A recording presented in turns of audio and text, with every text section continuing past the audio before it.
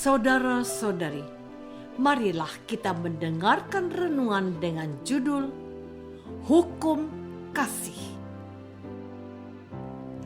yang berdasarkan pada Injil Matius bab 22 ayat 37 dan 38.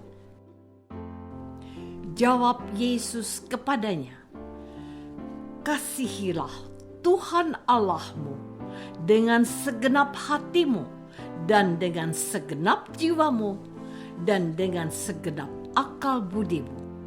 Itulah hukum yang terutama dan yang pertama." Dalam nama Bapa dan Putra dan Roh Kudus. Amin. Saudara-saudari terkasih dalam nama Tuhan Yesus Kristus, tantangan terhadap Yesus dalam mewartakan kerajaan Allah sungguh sangat banyak. Tantangan paling besar tentu saja datang dari dua kelompok terpandang, yakni orang Farisi dan ahli Taurat. Dalam bacaan Injil hari ini, kita mendengar jawaban Yesus tentang hukum yang terutama dalam hukum Taurat. Dikisahkan bahwa ketika orang Farisi mendengar bahwa Yesus telah membuat orang-orang Saduki itu bungkam, berkumpullah mereka, dan seorang dari mereka adalah seorang ahli Taurat, bertanya untuk mencobai Yesus. Katanya, "Guru, hukum manakah yang terutama dalam hukum Taurat?" Jawab Yesus kepadanya, "Kasihilah Tuhan Allahmu dengan segenap hatimu dan dengan segenap jiwamu dan dengan segenap akal budimu. Itulah hukum yang terutama dan yang pertama. Dan hukum yang kedua yang sama dengan itu ialah, kasihilah sesamamu manusia seperti dirimu sendiri. Pada kedua hukum inilah tergantung seluruh hukum Taurat dan kitab para nabi." Dari jawaban Yesus inilah kita mendengar intisari atau ringkasan seluruh isi kitab suci. Tidak hanya kitab suci Perjanjian Lama, tetapi juga kitab suci Perjanjian Baru. Saudara-saudari terkasih, pertanyaan kita selanjutnya adalah, bagaimana usaha kita supaya dapat mencintai Allah? Kita mencintai Allah dengan melakukan beberapa hal. Pertama, tidak menyembah berhala.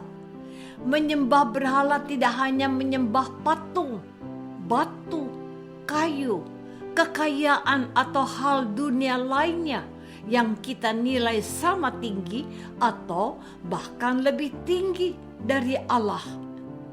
Kedua, tidak menyebut nama Allah dengan sembarangan.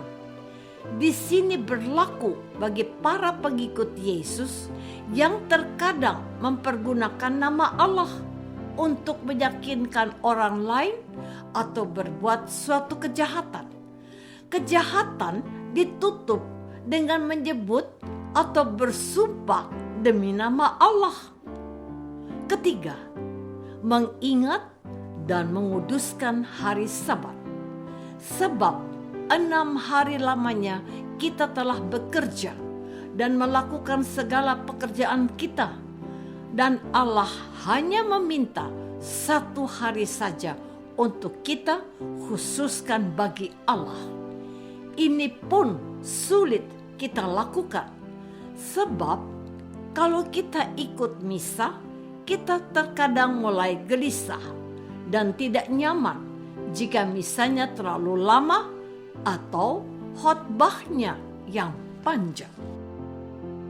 Saudara-saudari terkasih, pertanyaan kedua yang patut kita ajukan adalah bagaimana kita dapat mencintai sesama seperti kita mencintai diri kita sendiri. Sesama di sini adalah semua orang di luar diri kita. Artinya orang tua, pasangan, anak, dan anggota keluarga kita termasuk sesama kita. Sebab kita mudah lupa. Kita terkadang berpikir bahwa mencintai sesama berarti mencintai orang di luar anggota keluarga kita. Akibatnya, kita kurang peduli dengan orang-orang yang terdekat dengan kita. Orang-orang yang setiap hari ada bersama kita. Orang-orang yang telah, sedang, dan akan siap mengorbankan apa saja untuk kita. Contoh sederhana, seorang suami dengan mudah melihat kekurangan istrinya, dan sebaliknya sangat seakan-akan mengalami kesulitan untuk dapat melihat kelebihan istrinya. Bahkan sering terjadi sang suami malahan lebih mudah melihat kelebihan pada perempuan lain yang mungkin saja baru dia jumpai. Demikian pula sebaliknya, seorang istri dengan mudah melihat kekurangan pada suaminya. Sementara sang istri seakan-akan mengalami kesulitan untuk dapat melihat kelebihan suaminya. Sang istri lebih mudah melihat kelebihan pria lain. Dari sinilah muncul benih perselingkuhan dan perceraian. Saudara-saudari terkasih, mencintai sesama dapat kita buktikan dengan melakukan beberapa hal. Pertama, dengan menghormati ayah dan ibu, sebab tidak mungkin kita mencintai orang yang jauh dengan kita, sementara orang tua yang telah melahirkan dan mendidik serta mengorbankan kehidupannya kita abaikan atau kita sia-siakan. Ada banyak contoh di mana anak menelantarkan orang tuanya. Selain itu, sabda Tuhan menegaskan bahwa dengan mencintai orang tua, maka Tuhan memberikan umur panjang. Kedua, tidak membunuh. Membunuh adalah tindakan yang tidak menghormati dan tidak mencintai kehidupan. Ketiga, tidak berzinah. Kalau kita berzinah berarti kita tidak lagi menghormati kesucian hidup kita dan sesama. Keempat, mencuri. Kalau kita mencintai sesama, maka kita pun akan menghormati barang milik orang lain.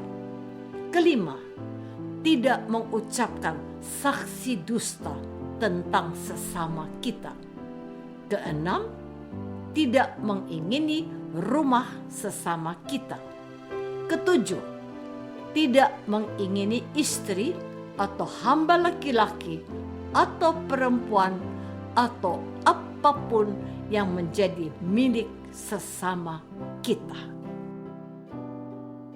Apakah selama ini kita sudah mengamalkan hukum cinta kasih dengan mencintai Allah dan sesama kita seperti mencintai diri kita sendiri? Marilah kita berdoa. Tuhan Yesus Kristus, Engkau telah mengajarkan kami umat-Mu supaya kami mencintai Allah dan mencintai sesama seperti kami mencintai diri kami sendiri. Curahkanlah roh cinta kasih-Mu supaya kami mampu mencintai Engkau dan mencintai sesama kami seperti kami mencintai diri kami sendiri. Doa ini kami persembahkan dalam nama Yesus, Tuhan dan pengantara kami. Amin. Semoga kita semua selalu dinaungi dan dibimbing oleh berkat Allah yang Maha Kuasa, Bapa dan Putra dan Roh Kudus. Amin.